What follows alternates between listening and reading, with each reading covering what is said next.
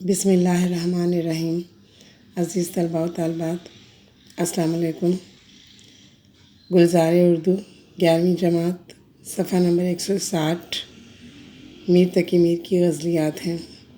آج بات کریں گے میر تقی میر کی پہلی غزل کے حوالے سے۔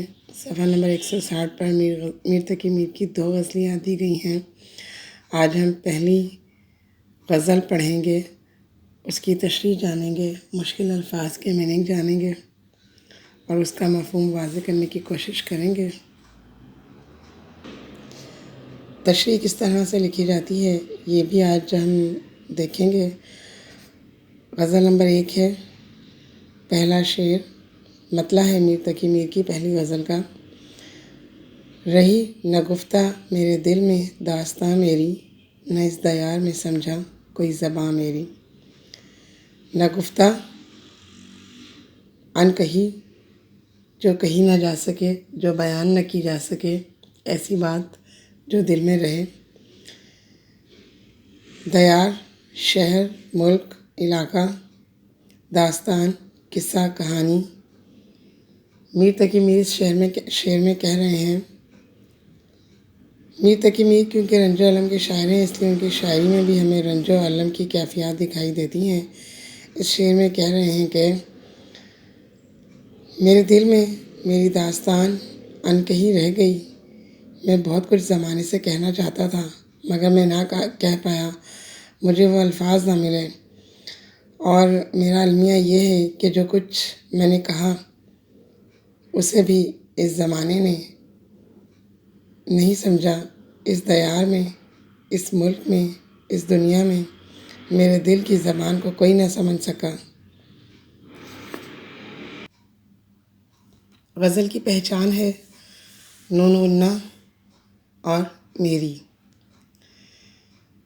پہچان پر اگر آپ ذرا سا غور کر لیں تو آپ کو پیپر میں کافی آسانی ہو سکتی ہے۔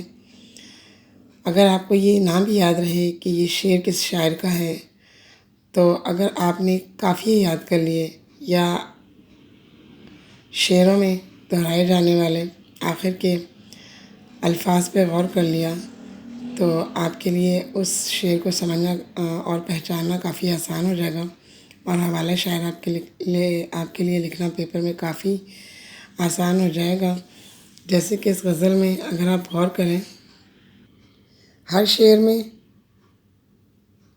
شعر کے دوسرے مصرعے میں جہاں قافیہ ہے، قافیے میں نون غنہ ہر جگہ آپ کو دکھائی دے گا، اور اسی طرح سے تکرار کے ساتھ استعمال کیا گیا ہے لفظ میری، جو کہ ردیف ہے۔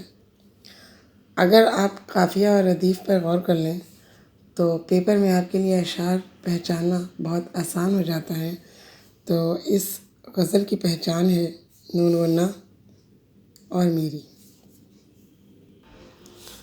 حوالہ شاعر میر تقی میر اردو کے لازوال اور سدا بہار شاعر ہیں۔ آگرہ میں 1923 میں پیدا ہوئے۔ اپنی زندگی کی محرومی یا نامرادی کو میر نے اپنی شاعری میں بیان کیا۔ میر نے مختلف اصناف سخن پر طبع آزمائی کی۔ ان کی غزلوں کے 6 دیوان ہیں۔ انہیں خدائے سخن، شہنشاہ غزل اور غزل کا بادشاہ کے خطابات سے نوازا گیا۔ میر تقی میر کی اگر بات کی جائے تو میر کو بچپن سے ہی محرومیوں اور مایوسیوں کا سامنا رہا۔ بچپن میں ہی آپ نے یتیمی دیکھی اور آپ کی پرورش آپ کے چچا نے کی۔ چچا کی بیٹی سے آپ کو عشق ہو گیا لیکن شادی نہ ہو سکی۔ یوں آپ کا عشق ناکام ہوا اور آپ کی تمام رنج و علم، محرومیوں اور مایوسیوں کی تمام کیفیات آپ کی شاعری میں سمو گئیں۔ پہلے شعر کی تشریح۔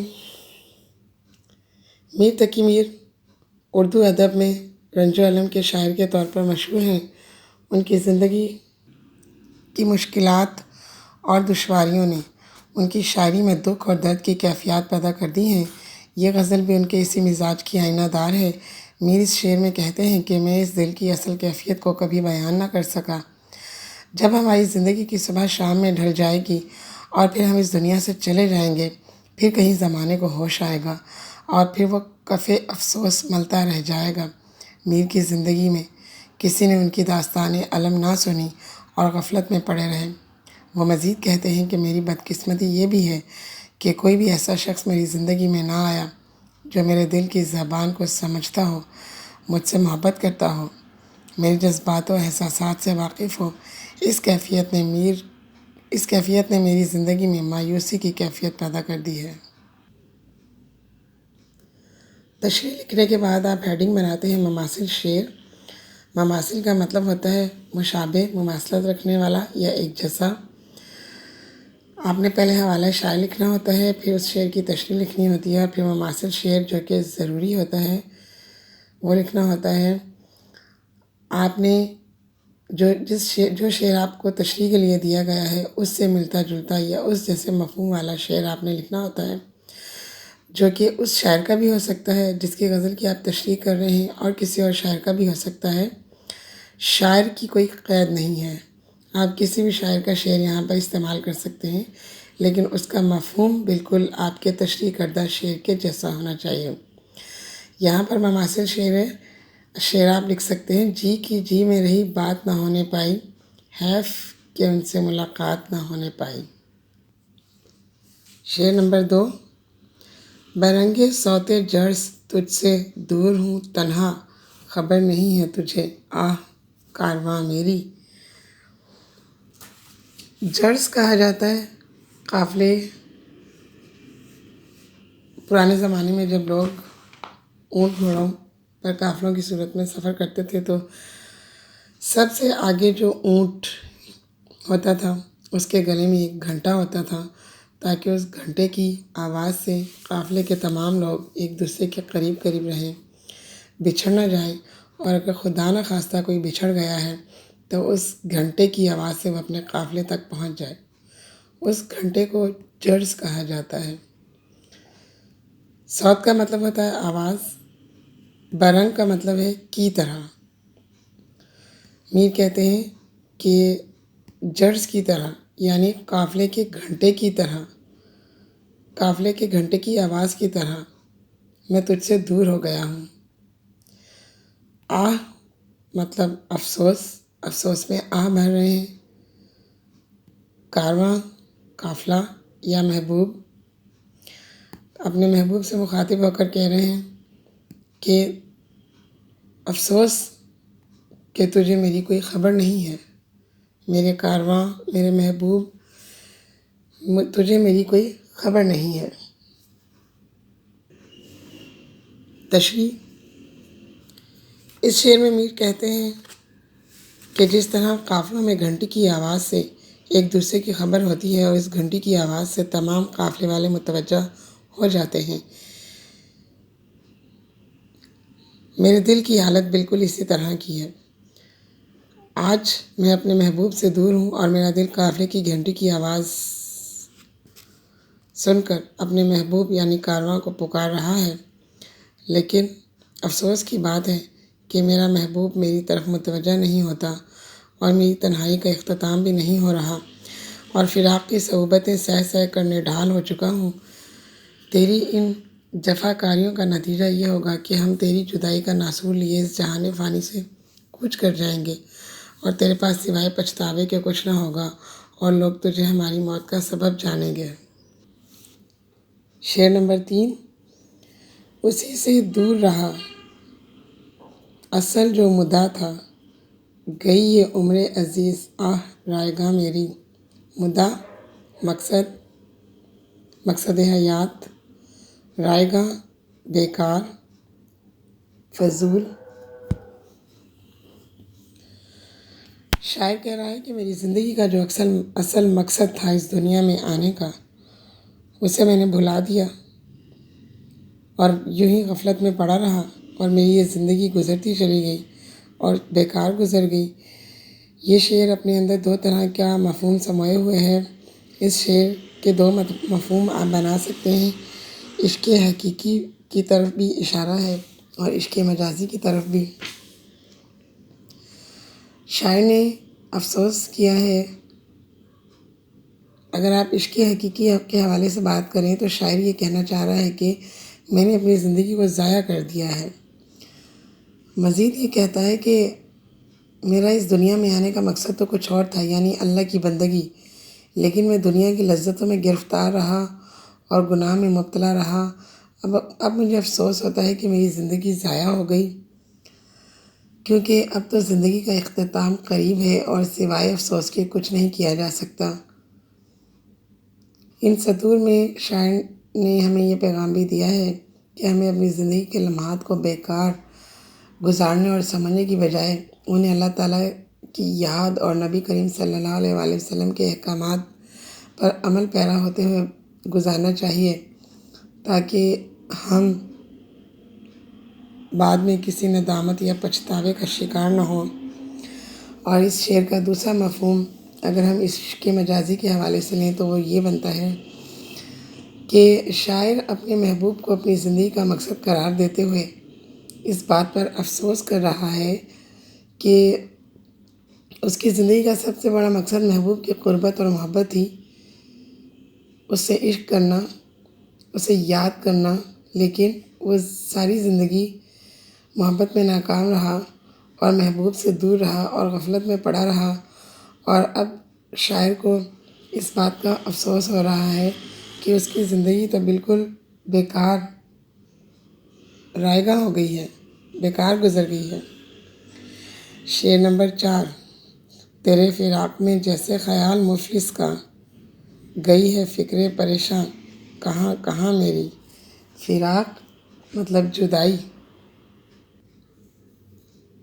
مفلس نادار، بے بس، بے کس۔ فکر پریشاں شاعر نے اپنی سوچ کو کہا ہے، اور کہاں کہاں سے مراد ہے کہ شاعر یہ سوچتا ہے اپنے محبوب سے جدا ہو کر اس کا خیال بالکل کسی مفلس کی طرح ہے، کسی نادار کی طرح ہے، بالکل بھٹکا ہوا ہے۔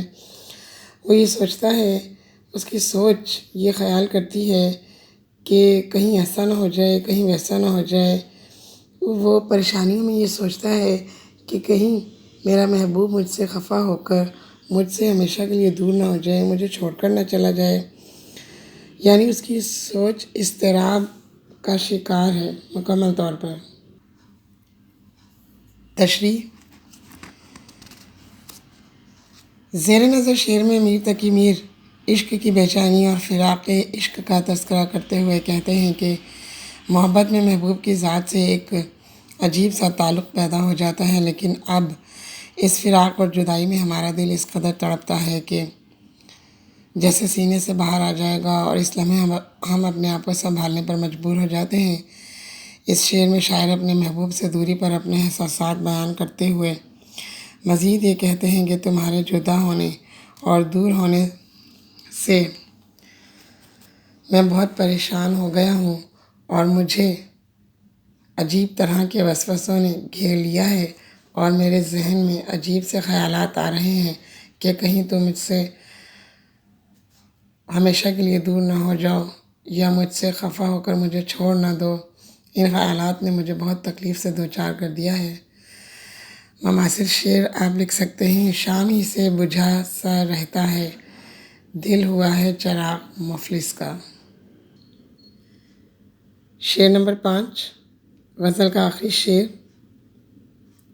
مقطع ہے۔ غزل کے آخری شعر کو مقطع کہا جاتا ہے، جس میں شاعر اپنا تخلص استعمال کرتا ہے۔ دیا دکھائی مجھے تو اسی کا جلوہ میر، پڑی جہان میں جا کر نظر جہاں میری۔ جلوہ مطلب عکس۔ یہاں پر دو مرتبہ جہاں استعمال ہوا ہے لفظ۔ پہلے جہاں میں نون کے اندر نقطہ ہے، یعنی جہان، اور اس جہان کا مطلب ہے دنیا، عالم، اور یہاں پر جہاں ہے اگلا لفظ، اور اس جہاں سے مراد ہے ادھر ادھر یا جدھر بھی۔ ٹھیک ہے، تو یہ شعر اپنے اندر عشق حقیقی اور عشق مجازی دونوں طرح کی کیفیات کو سموئے ہوئے ہے، اور آپ اس شعر کے دونوں مفہوم اخذ کر سکتے ہیں۔ یہاں پر ایک صوفیانہ تصور، وحدت الشہود بھی نظر آ رہا ہے، جس کے مطابق دنیا کی ہر شے اللہ تعالیٰ کا عکس ہے، اور ہر شے میں ہمیں اللہ تعالیٰ دکھائی دیتا ہے، اللہ تعالیٰ کا عکس اور جلوہ دکھائی دیتا ہے۔ شاعر کہتا ہے کہ میں دنیا میں جہاں کہیں نظر اٹھا کر دیکھتا ہوں یا کوئی بھی شے دیکھتا ہوں تو مجھے صرف اور صرف تیری ذات ہی دکھائی دیتی ہے۔ اس شعر میں لفظ جہاں میں، اس شعر کے دوسرے مصرعے میں پہلا لفظ جہان سے مراد دنیا ہے اور دوسرے لفظ جہاں سے مراد ہے جدھر بھی۔ اور اگر آپ اس شعر کا عشق مجازی کے حوالے سے مفہوم بیان کرنا چاہیں تو وہ کچھ یوں ہو سکتا ہے کہ عشق مجازی کے اعتبار سے اس شعر میں شاعر عشق کی معراج بلندی کو بیان کرتے ہیں کہ میں محبت میں ایسی کیفیت میں مبتلا ہو گیا ہوں، ایسے مقام پر پہنچ گیا ہوں، اتنا بلند ہو گیا ہوں کہ مجھے ہر جگہ اپنا محبوب ہی دکھائی دے رہا ہے، یہاں تک کہ دنیا میں جس شے کو بھی دیکھوں یا جہاں بھی نگاہیں اٹھاؤں مجھے صرف محبوب کا ہی جلوہ دکھائی دیتا ہے۔ مماثل شعر آپ اس میں لکھ سکتے ہیں: جگ میں آ کر ادھر ادھر دیکھا تو ہی نظر آیا جدھر دیکھا۔ عزیز طلبہ و طالبات، یہ تھی میر تقی میر کی غزل نمبر 1۔